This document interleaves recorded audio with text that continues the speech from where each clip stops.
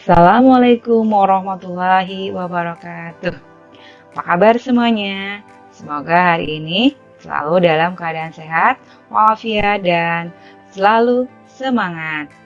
Hari ini Ibu Guru akan melanjutkan tentang keanekaragaman etnik dan budaya Indonesia. Tujuan pembelajarannya adalah menunjukkan suku-suku bangsa Indonesia, menunjukkan rumah adat dari berbagai provinsi di Indonesia, menunjukkan lagu daerah atau alat musik daerah di Indonesia, menunjukkan pakaian adat dari berbagai provinsi di Indonesia.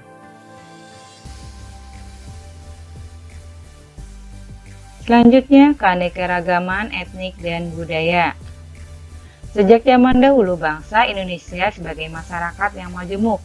Hal ini tercermin dari semboyan Bhinneka Tunggal Ika yang berbeda-beda tetapi tetap satu. Kemajuan yang ada terdiri atas keragaman suku bangsa, budaya, agama, ras, dan bahasa. Suku bangsa. Di Indonesia terdapat 1128 suku bangsa. Antar suku bangsa di Indonesia mempunyai berbagai perbedaan, dan itulah yang membentuk keanekaragaman di Indonesia.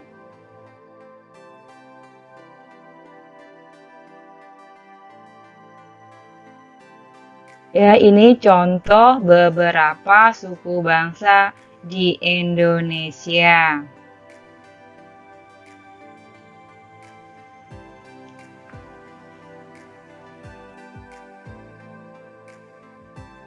Selanjutnya, rumah adat. Rumah adat adalah bangunan yang memiliki ciri khas khusus, digunakan untuk tempat hunian oleh suatu suku bangsa tertentu. Keberadaan rumah adat di Indonesia sangat beragam dan mempunyai arti yang penting dalam perspektif sejarah, warisan, dan kemajuan masyarakat dalam sebuah peradaban. Contoh rumah adat di Indonesia, yaitu ada rumah Gadang dari Sumatera Barat, rumah Honai itu dari Papua Irian Jaya, rumah Banjar dari Kalimantan Selatan, rumah Tongkonan yaitu dari Toraja Sulawesi Selatan, dan rumah Lamin yaitu dari Kalimantan Timur. Ya, lagu daerah atau musik daerah. Lagu daerah adalah lagu atau musik yang berasal dari suatu daerah tertentu dan menjadi populer dinyanyikan baik oleh rakyat daerah tersebut maupun rakyat dari daerah lainnya.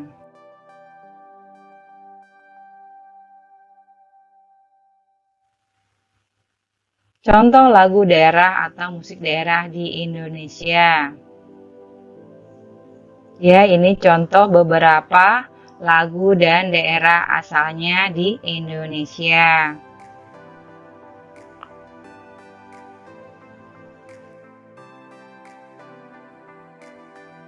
Selanjutnya, alat musik daerah di Indonesia. Alat musik adalah instrumen atau alat yang sengaja diciptakan atau diadaptasikan dengan tujuan supaya dapat menghasilkan suara musik. Contoh alat musik daerah di Indonesia: angklung dari Jawa Barat, gamelan dari Jawa Tengah, kolintang dari Sulawesi Utara, dan serunikale dari Aceh.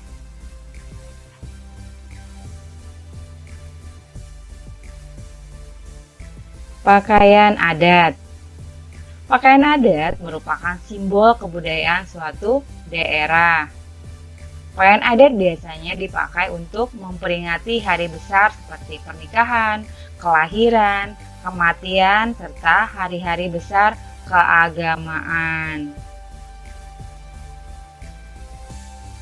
Contoh pakaian adat, misalnya dari Jawa Tengah, dari Kepulauan Riau, dan dari Jambi Melayu.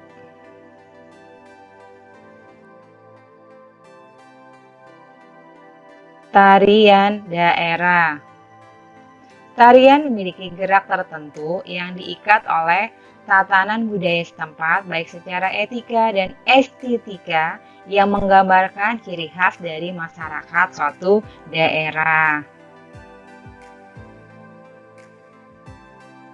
Contoh tari daerah. Itu ada tari leleng dari Kalimantan Timur, ada tari merak dari Jawa Barat, dan ada tari saman dari Aceh.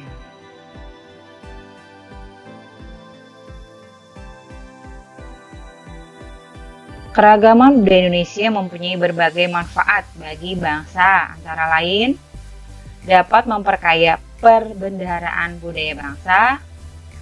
Potensi keragaman budaya dapat dijadikan objek dan tujuan pariwisata. Pemikiran yang timbul dari sumber daya manusia di masing-masing daerah dapat juga dijadikan acuan bagi masyarakat. Keragaman budaya dapat meningkatkan rasa persatuan dan kesatuan bangsa. Dan yang terakhir, mendorong integrasi nasional.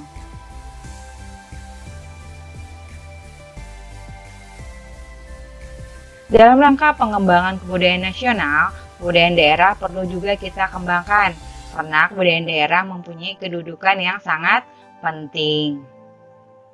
Pembinaan kebudayaan daerah dapat dilakukan dengan cara sebagai berikut. Yang pertama, pertukaran kesenian daerah. Yang kedua, pembentukan organisasi kesenian daerah. Yang ketiga, penyebar luasan seni budaya, antara lain melalui televisi, radio, surat kabar, majalah, dan internet. Yang keempat, penyelenggaraan seminar mengenai seni budaya daerah. Yang kelima, membentuk sanggar tari daerah. Dan yang keenam, mengadakan pentas kebudayaan.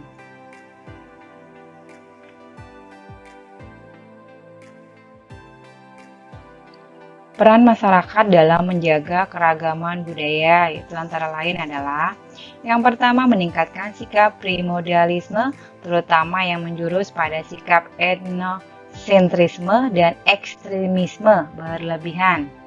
Yang kedua, mengembangkan sikap saling menghargai terhadap nilai-nilai dan norma sosial yang berbeda di masyarakat. Yang ketiga, tidak mementingkan kelompok, ras, golongan etnik, dan budaya masing-masing daerah.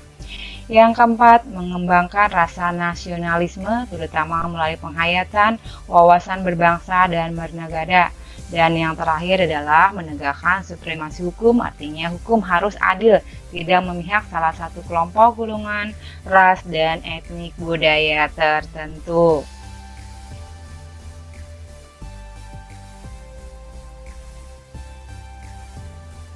Ya, demikianlah pembahasan tentang etnik dan budaya Indonesia. Ibu guru ucapkan terima kasih. Wassalamualaikum warahmatullahi wabarakatuh.